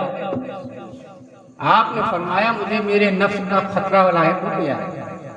यानी खदीजा जो मियाँ बीवी के जो ताल्लुकात और जो तुम मुझसे उम्मीदें अब तक रखती थी, अब मैं अपने रब की मोहब्बत में मसरूफ हो गया, उधर से पैगाम आना शुरू हो गए, अब मुझसे वो उम्मीदें नहीं। जब आपने ये कहा, हज़रत खदीजतुल कुबरा रज़ियल्लाहु ताला अन्हा ने कहा, भला ऐसे कैसे हो सकता है?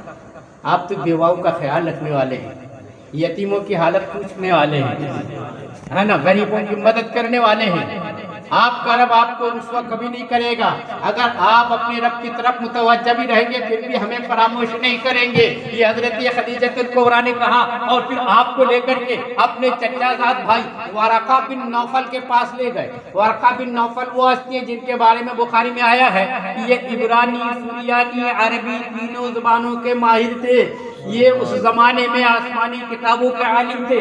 जब उनके पास हुजूर को ले गए और हुजूर के साथ जो कुछ भी हुआ कहा कि बयान करो। सरकार ने बयान कर दिया। जब सारा कुछ बयान कर दिया तो वरका बिन नौफल के जुबान से जो अल्फाज निकले बुखारी में लिखे हैं, उनने कहा वल्लाहि हाज़ा नामुसुल लज़ी नज़ला अला मूसा, कसम अल्लाह की ये वही बड़ा फरिश्ता है जो मूसा के पास आया करता था। ये किसने कहा? वरका बिन नौफल ने कहा। और फिर कहा काश मैं जवान होता, काश मैं उस वक्त तक हयात होता जब आपकी कौम आपको मक्के से निकाल देगी। हुजूर ने फरमाया क्या कुरैश मुझे मक्के से निकाल देगी? ये कुरैश के लोग तो मेरी इज्जत करते हैं, बहुत मानते हैं, मेरी हर बात को तस्लीम करते हैं। वरका बिन नौफल ने कहा आप जिस बात के साथ मबरूस हुए हैं, जो भी इस पैगाम को लेकर के आया है, उसकी बस्ती के लोग उसके दुश्मन बने, आपके भी लोग दुश्मन बनेंगे, आपको भी बस्ती से निकलना होगा। आप सल्लल्लाहु ताला अलैहि वसल्लम वहाँ से आ गए। फिर उसके बाद काफ़ी दिनों तक आप जाते रहे, कई दिनों तक गए, गार हिरा में बैठ करके उसी का वेट करते रहे, वही आयात दोहराते रहे। कई दिनों तक पैगाम नहीं आया, यहाँ तक कि आपको एक तरह से लगा कि क्या अल्लाह तबारक व तआला ने थोड़ा सा पैगाम भेज के मुझसे ताल्लुक़ कता तो नहीं कर लिया। आप उसके साथ घर आ रहे थे, रास्ते में ही आपके ऊपर एक कैफियत तारी हुई कि ज़मीन और आसमान के दरमियान कुर्सी पे एक इंसान को बैठा हुआ मुलाहिज़ा फरमाया। आपने फरमाया कौन है? तो उसने कहा वही नामूस, वो जिब्रील थे। तो नीचे उतरा, आका करीम सल्लल्लाहु ताला अलैहि वसल्लम के साथ उसने एक आबशार पे वज़ू किया, आपने भी वज़ू किया, नमाज पढ़ी और फिर आपको बताया कि आप जो नमाज पढ़ते थे ये इब्राहिम की नमाज थी, आपकी नमाज ऐसी है, आपको अपनी नमाज में रुकू भी करना है। समझ गए? ये जो कहते हैं ना जिब्रील ने हुजूर को नमाज सिखाया, नमाज तो हुजूर पहले से पढ़ते थे, सिर्फ ये पैगाम लाया कि आपकी नमाज थोड़ी सी अहम है, पिछली नमाजों से आपकी नमाज थोड़ी सी जुदा है, आपकी नमाज में रुकू भी है, बस ये बताया जिब्रील ने। भाई लोग कहते हैं जिब्रील ने हुजूर को वज़ू करना सिखाया, नमाज पढ़ना सिखाया। जिब्रील कौन सिखाने वाले हैं यार? जिसको अल्लाह सिखाए उसे जिब्रील क्या सिखाए? अल्लाह खुद कह रहा है रहमान अल्लमल कुरान, रहमान ने कुरान सिखाया। हाँ, तुम जिब्रील को उस्ताद बनाने पे तुले हो। जिब्रील को तो पहले ही दिन कह दिया था मैं नहीं पढ़ने वाला, नहीं हुजूर ने पहले दिन मना कर दिया ना, नहीं उसको। बहरहाल वहाँ से आए, चादर ओढ़ के लेट गए। आप चादर ओढ़े और लेट गए तो फिर अल्लाह तबारक व तआला की तरफ से फिर पैगाम आना शुरू हुआ, या अय्युहल मुद्दस्सिर कुम फअंज़िर, ऐ चादर ओढ़ने वाले उठिए, सुभान अल्लाह, लोगों को डर सुनाइए।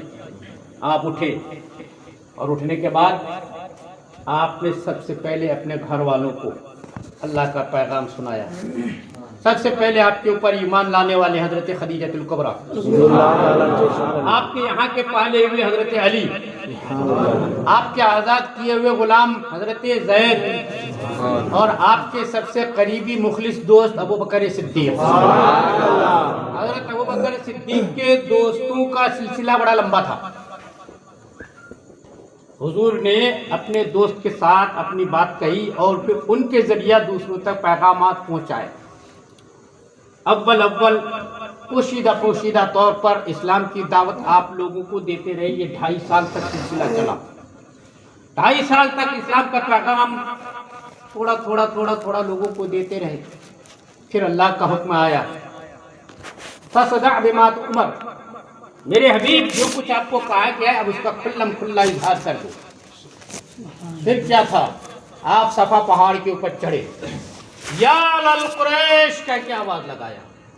قریش جمع ہوئے اور جب سارے قریش آ گئے تو ہمارے آقا صلی اللہ تعالی علیہ وسلم نے تمہید کے طور پر مختصر طور پر ایک بات ارشاد فرمایا، اے قریشو، اگر میں تم کو کہوں کہ ایک دشمن تمہارے اوپر کل صبح یا آج شام کو ہی حملہ آور ہونے والا ہے، کیا میری بات کو مانو گے؟ قریش کے سارے لوگوں نے آپ کی بات پہ اس بات میں سر ہلایا، ہاتھ اٹھایا، کہا ہم ضرور مانیں گے، اس لیے کہ اب تک ہم نے آپ کو صادق اور امین ہی پایا ہے۔ آج تک آپ نے ہم سے کبھی جھوٹ نہیں بولا ہے، آپ کی کوئی بات کبھی غلط ہوئی نہیں ہے، اس لیے آپ کہیں گے تو ہم ضرور تسلیم کریں گے۔ سرکار نے فرمایا تو پھر سنو، میں نے جس کام کے لیے تم کو دعوت دیا ہے، بلایا ہے، وہ بات یہ ہے کہ قیامت جلد آنے والی ہے۔ ایک اللہ کی عبادت کرو، ایک اللہ کو چھوڑ کر جتنوں کو تم اپنی طور پر معبود بنا کر کے پوجتے یا عبادت کرتے وہ سب غلط ہے۔ یتیموں کے اوپر رحم کرو، بیواؤں مسکینوں کی خبر گیری کرو، اللہ کی ہی عبادت میں کرو، جو کچھ ہے حلال کھاؤ، حلال سے رہو، کسی کے اوپر ظلم نہ کرو، عدل انصاف قائم کرو۔ یہ جو آپ کی مختصر پہلی تقریر ہوئی نا، ابھی آپ تقریر کر ہی رہے تھے، ابو لہب کھڑا ہوا۔ ابو لہب کون ہے؟ چچا حضور کا۔ ابو لہب کھڑا ہوا اور کہا تبًّا لک یا محمد، محمد تیرے ہاتھ ٹوٹ جائیں۔ تو نے یہی کہنے کے لیے ہم کو بلایا تھا، یہ کہا اور چلتا بنا۔ آپ کی تقریر ختم نہیں ہوئی تھی، فَفَرُّوا كَحُمُرِ الْوَحْشِ کا لفظ آیا ہے۔ قریش کے لوگ جو وہاں جمع ہوئے تھے جنگلی گدھوں کی طرح بھاگے۔ کیسے بھاگے؟ جنگلی گدھوں کی طرح۔ چونکہ چچا ہی پہلے اٹھ کے بھاگا نا، اور تبًّا لک کہا۔ آپ تھوڑا سا ملول ہوئے، رنجیدہ ہوئے، گھر پہنچے تو تبت یدا کی صورت نازل ہو گئی۔ میرے حبیب آپ کو غم کرنے کی ضرورت نہیں ہے نا۔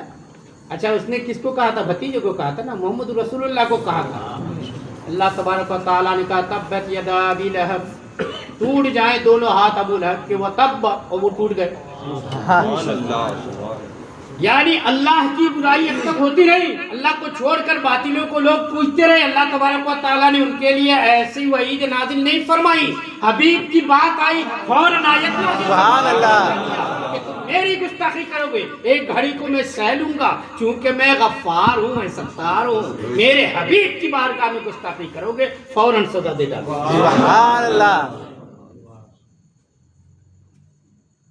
ابو لہب کے خلاف پوری آیت نازل ہو گئی، پوری صورت نازل ہو گئی۔ اور اچھا خالی ابو لہب ہی نہیں، ام جمیل کے بارے میں بھی۔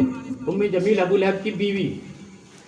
ابو لہب اچھے تاجر تھے، دولت مند تھا، پیسہ تھا، سب کچھ تھا، اس کی بیوی کے پاس بھی بہت پیسہ تھا، مگر دشمنی میں کمی نہیں تھی۔ ہاں وہ لیبر مزدور لگوا کر کے کام کروا سکتے تھے، لیکن حضور کی دشمنی والے کام نہ وہ اپنے ہاتھ سے کرتی تھی۔ جنگل جاتی، کانٹے لاتی، حضور کے گھر کے آگے ڈالتی، کانٹے بچھا کر کے اوپر سے ریت ڈال دیتی تھی تاکہ حضور نکلے نا۔ چونکہ حضور سحر کے وقت نماز پڑھنے کے لیے نکلتے تھے، ایک دم صبح صبح، اس زمانے میں لائٹ تو تھی نہیں نا، اندھیرا رہتا تھا۔ حضور سحر کے وقت نکلتے تھے تو حضور کے قدم مبارک زخمی ہوتے تھے، اور اس سے اس کو مزہ آتا تھا۔ پھر دیکھنے آتی تھی کہ خون گرا ہے کہ نہیں گرا حضور کا پہ۔ کتنی ظالم تھی وہ۔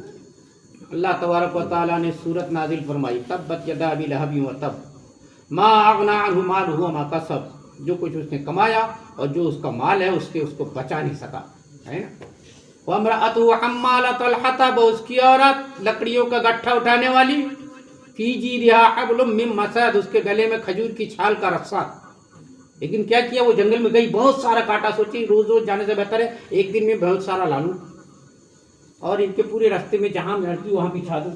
बहुत सारा काटा का गट्ठा काटी और खजूर की छाल को ऐसा लपेट लपेट के उसमें बनाई। अब पूरा कस तो सकते नहीं ना, कांटे का लकड़ियों का काटा गुच्छा है, पूरा बांधी और उसको सर पे रख के आने लगी। पाँव ऊपर नीचे पड़ा, पाँव ऊपर नीचे पड़ा, झटका जो पड़ा तो जो रस्सा था ना वो रस्सा घप कर यहाँ से खसक के यहाँ आ गया। अब हिला नहीं सकती, कांटे गड़ गए हैं, निकाल भी नहीं सकती, कोई खोलने वाला नहीं। काफी देर तक कशमश करती रही, जितना हिलती उतने ही कांटे करते। तुमने मेरे हबीब के कदमों में कांटा गड़ाया, हमने तुम्हारे भेजे में उतारा। हबीब की बात है, कोई मामूली बात थोड़ी है। बात वो बात की बात है, एक तरफ को चला गया। कुरान पाक का नुज़ूल शुरू हुआ, आका करीम सल्लल्लाहु अलैहि वसल्लम ने अपने करीबी लोगों को दावत देना शुरू की। अव्वल जो थोड़े से लोग ईमान लाते, मक्के में कहीं बैठना, इनको लेके बात करना, कुरान पाक की आयतें इनको सिखाना बड़ा तकलीफ दे होता था। आज कुरान जगह जगह सिखाते हैं, हम सीखने को तैयार नहीं। हमारे आका सल्लल्लाहु अलैहि वसल्लम इन चंद असहाब को लेकर के बियाबानों की तरफ निकल जाते और फिर वहाँ जाकर के कुरान पाक जो कुछ आयत नाजिल हुई रहती थी उनको पढ़ाते थे, सिखाते थे। वो असहाबे किराम वहाँ जमा होते और कुरान को सीखते समझते थे, क्योंकि उनकी जुबान थी, उनको जल्दी याद हो जाता था क्या कहा गया है। मगर नज़्म कुरान अल्लाह का कलाम था तो इतना आसान भी नहीं समझना चाहिए। बहरहाल वो सरकार उनको तालीम फरमाते और वो हजरात उनको याद कर लेते। अब वो याद कर लेते तो तरीका क्या था, आज तो कुरान पढ़ने पे कोई पाबंदी नहीं है।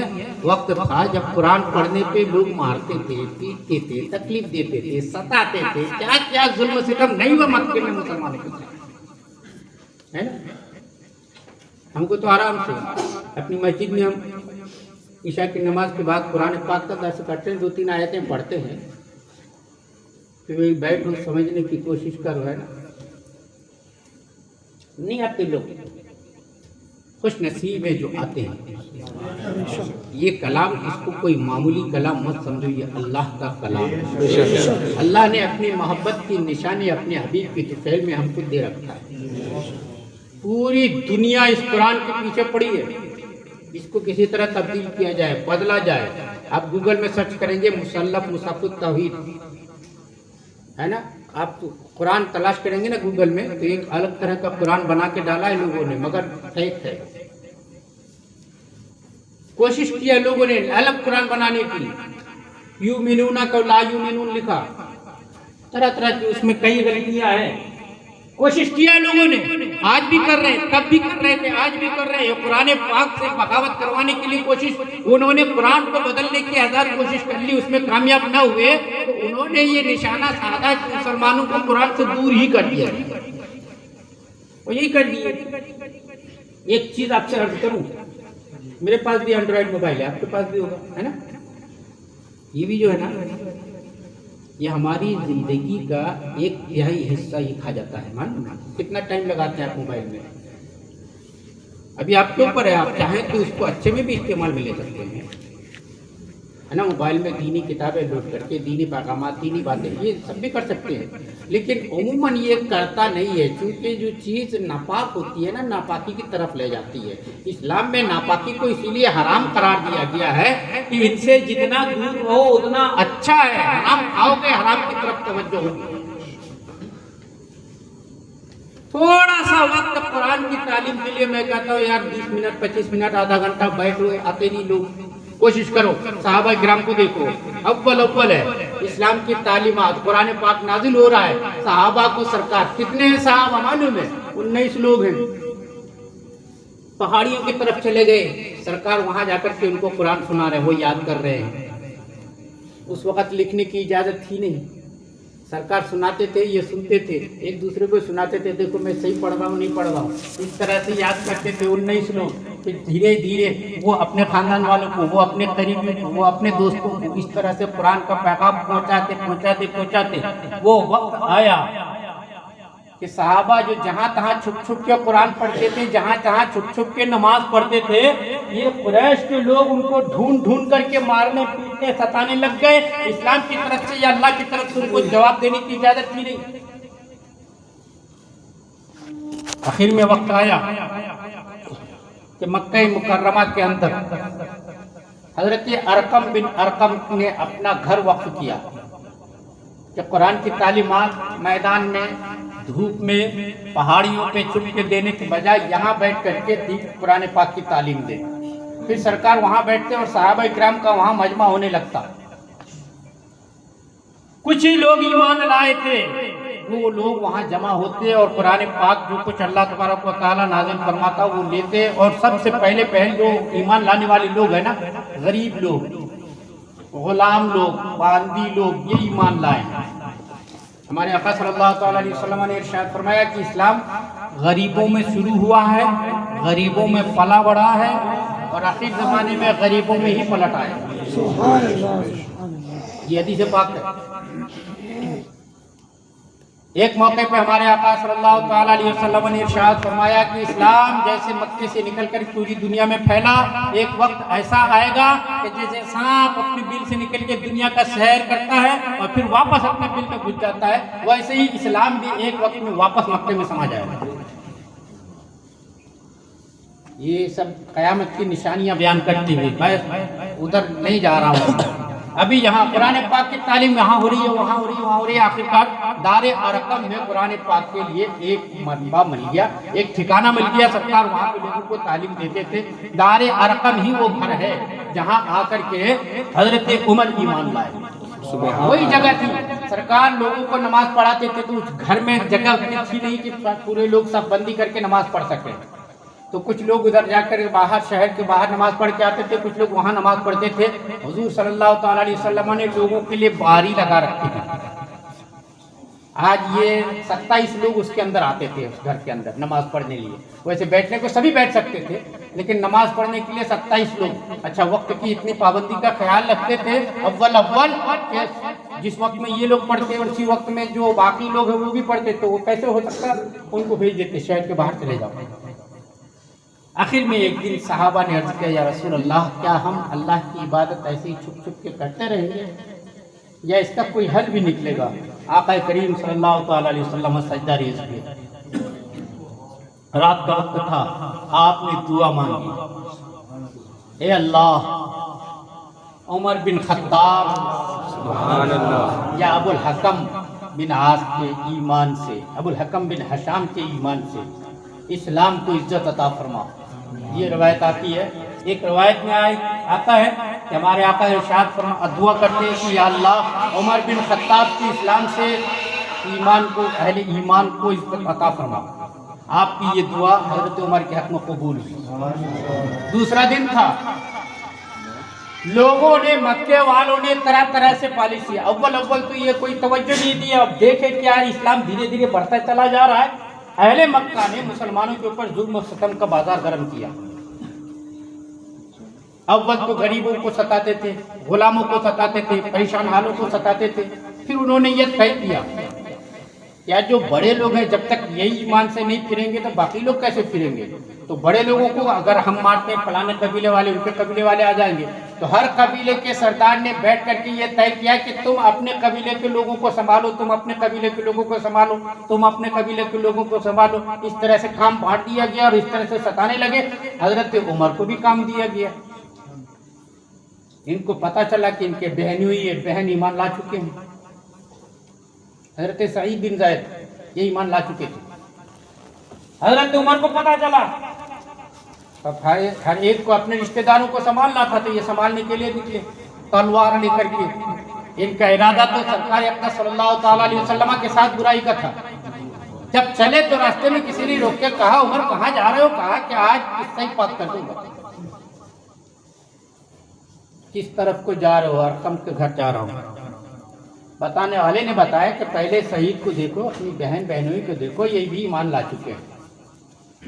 اچھا، تو پھر تو بولے پہلے میری ذمہ داری یہ ہے. گئے دروازے کے باہر کھڑے، ادھر اندر حضرت ابو طلحہ حضرت سعید کو قرآن پڑھا رہے تھے.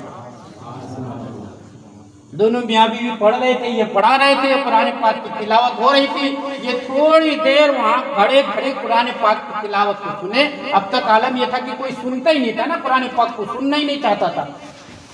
اب جب سن لیے، ان کی زبان تھی، جیسے سن لیے نا، اندر گئے اور جاتے ہی اپنی بہن کو ایک ہاتھ مارا، ایک ہاتھ بہنوئی کو مارا، اور حضرت ابو طلحہ کو تو چھپا دیا گیا تھا، وہ چھپ گئے۔ کہا کہ مارا پیٹا، انہوں نے کہا کہ یار تم یہ کیا پڑھ رہے ہو، تمہیں نہیں معلوم ہے کہ محمد نے لوگوں کا دین خراب کیا، تم نے بھی اپنا دین خراب کر لیا، یہ کیا پڑھتے ہو؟ حضرت سعید نے کہا عمر تم کسی کے اوپر حکم لگانے فیصلہ کرنے سے پہلے سن کیوں نہیں لیتے کہ اس میں لکھا کیا ہے؟ عمر نے کہا مجھے سناؤ۔ تھوڑا سا پڑھ کے قرآن پاک سورہ طٰہٰ تھوڑا سا تلاوت کیا گیا، تھوڑا سا ان کو سنایا گیا، اور تھوڑا سا سنا، عمر کے آنسو جھڑ جھڑ روانہ ہو، عمر کے آنسو بہنا چالو۔ اٹھے، کہاں کہ محمد کہاں ملیں گے؟ انہوں نے بتایا کہ دار ارقم میں ملیں گے۔ گئے، دروازہ بند تھا، باہر سے آواز لگائی، اور جب باہر سے آواز لگائی کون ہے اندر سے پوچھا گیا، کہا عمر بن خطاب۔ حضرت حمزہ اٹھے، حضرت حمزہ ایمان لا چکے تھے، وہ اٹھے، ان کو خیال تھا کہ عمر کسی اچھی نیت سے تو نہیں آیا ہوگا۔ وہ اٹھے، دروازے کے پاس جا کر کے بولے عمر تم اگر حضور سے ملنے کے لیے آ رہے ہو اجازت ہے، لیکن ہتھیار مجھے دے دو۔ عمر نے کہا نہیں، میں اپنی تلوار کسی کو نہیں دیتا۔ حضور نے فرمایا حمزہ ان کو آنے دو، عمر کو آنے دو۔ عمر جانے لگے تو حضرت حمزہ حضرت عمر کی تلوار کے دستے پہ ہاتھ رکھے ہوئے تھے۔ میں نے اگر خدا نہ خواستہ حضور کے پاس جا کے نیت خراب ہو اور کھینچنے لگو تو میرا ہاتھ رہے۔ حضرت حمزہ تلوار کے دستے کے اوپر ہاتھ رکھے رہے، اور جب حضور کے قریب پہنچے نا، بس حضور کے چہرے مبارک کو دیکھا، آقا کریم نے بھی حضرت عمر کو دیکھا اور کاندھے پہ ہاتھ رکھ دیا، اور ہاتھ رکھنے کے بعد صرف اتنا فرمایا عمر کیا اب بھی وہ وقت نہیں آیا کہ تم اللہ کے حق کو بچا لو؟ سبحان اللہ۔ بس اتنا کہنا تھا، عمر پہلے ہی سے روتے ہوئے آئے تھے، دہاڑے مار کر رونا شروع ہو گئے، یا رسول اللہ مجھے معاف کر دے، میں اب تک کس غفلت میں پڑا تھا۔ حضرت عمر نے وہیں پہ شہادت کا کلمہ پڑھا، ایمان میں داخل ہو گئے، اور جب اسلام میں داخل ہو گئے تو پوچھا یا رسول اللہ اسلام کے احکام کیا ہے؟ تو اس وقت تک جو احکام آئے تھے، نماز پڑھنا، زکوٰۃ دینا، غریبوں کا ساتھ دینا، نیکی و پرہیزگاری کی زندگی گزارنا، جو احکام آئے تھے سرکار نے وہ تعلیم فرمائے۔ تو اس نے کہا یا رسول اللہ کیا آپ حق دین لے کر کے نہیں آئے؟ سرکار نے فرمایا بے شک میں حق دین لے کر کے آئے۔ کیا آپ اللہ کے سچے رسول نہیں ہیں؟ آپ نے ارشاد فرمایا بے شک میں اللہ کا سچا رسول ہوں۔ کیا قرآن اللہ کا کلام نہیں ہے؟ آپ نے فرمایا بے شک قرآن اللہ کا کلام ہے۔ تو پھر حضرت عمر نے کہا پھر ہم لوگ حق کے ساتھ رہتے ہوئے چھپ کے عبادت کیوں کریں گے؟ ہم تو کعبے میں نماز پڑھیں گے۔ یہ حضور نے تو دعا ہی کیا تھا کہ یا اللہ عمر کے اسلام سے، عمر کے ایمان سے اسلام کی عزت عطا فرما۔ اب وہ عزت کا جلوہ دیکھیے، حضرت عمر نے کہا کہ چلو، ایک طرف حمزہ، ایک طرف عمر، بیچ میں رسول اللہ، صحابہ کرام جو اس وقت تک ایمان لائے تھے، وہ سارے کے سارے کلمہ طیبہ کا ورد کرتے ہوئے، لا الہ الا اللہ محمد رسول اللہ پڑھتے ہوئے کعبہ شریف میں داخل ہوئے، نماز پڑھ گئے۔ اب ادھر سے عتبہ ہے، شیبہ ہے، ربیعہ ہے، یہ ہے، وہ ہے، امیہ بن خلف ہے، ابو جہل ہے، سب دیکھ رہے ہیں یہ کیا ہو گیا، عمر بھی ایمان لائے۔ اب تک تو مسلمانوں کو غریب سمجھ کے بھیڑ جاتے تھے، جس کو جہاں مرضی آج سکھاتے، جس کو جیسا چاہا مارا پیٹا، لیکن جب عمر کو دیکھ لیا اب کسی کی ہمت نہیں کھل رہی ہے کہ ان کے اوپر۔ پھر بھی جب آپ رات میں نماز شروع کی تو پیچھے سے لوگوں نے کنکریاں پھینکی، سنگریزے برسائے، تکلیفیں پہنچائی، اپنے حد تک کوشش کیے۔ کفر حرام میں اپنا کام کرے گا، اور اسلام کا بھی کام یہ ہے کہ ہر حال میں اپنا کام کرنا ہے۔ یہ جو اسلام ہم کو ملا ہے نا، جس کو ہم بہت آسانی کے ساتھ، صرف اس لیے کہ اللہ نے ہم کو مسلمان گھر میں پیدا کر دیا ہے، ہم کو اللہ نے اسلام عطا فرما دیا، جس کو ہم اتنا آسان سمجھتے ہیں، یہ اتنا آسان نہیں ہے۔ انشاءاللہ تعالی ہمت ساتھ نہیں دے رہی ہے، پھر کل بیان کریں گے انشاءاللہ تعالی، آپ ہم جمع ہوں گے، بیان کریں گے۔ قرآن پاک کے درس میں شامل رہیے، یہ گزارش ہے، بہت ضروری چیز ہے، اور جو کچھ بھی رسول اللہ کے بارے میں سنتے سمجھتے ہیں نا، حتی الامکان اس پہ عمل کرنے کی بھی کوشش رہے۔ میلاد منانے کا مقصد ہی یہی ہے.